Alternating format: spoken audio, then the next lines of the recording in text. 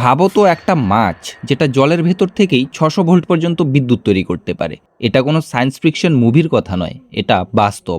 Electric ইল দক্ষিণ আমেরিকার নদীতে পাওয়া যায়। দেখতে সাপের মতো হলেও এটা আসলে এক ধরনের ফিশ, আর এর শরীরের প্রায় 80% অংশই শুধু বিদ্যুৎ তৈরির জন্য।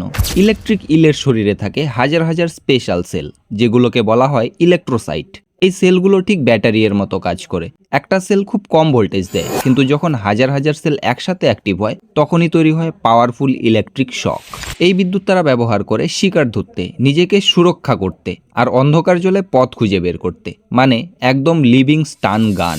ইলেকট্রিক ইল প্রায় 600 থেকে 800 ভোল্ট পর্যন্ত শক দিতে পারে, আর 1 সেকেন্ডে এই শক একাধিকবার রিপিটও করতে পারে। মানুষের জন্য সাধারণত মারাত্মক না হলেও এই রিপিটেড শকের কারণে বিপদ হতে পারে। ভাবো, প্রকৃতি নিজেই একটা বায়োলজিক্যাল ব্যাটারি বানিয়েছে। ইলেকট্রিক ইল প্রমাণ করে নেচার টেকনোলজির থেকেও এগিয়ে। এমন আরও ইন্টারেস্টিং সায়েন্স ফ্যাক্ট জানতে চ্যানেলটি এখনই সাবস্ক্রাইব করো।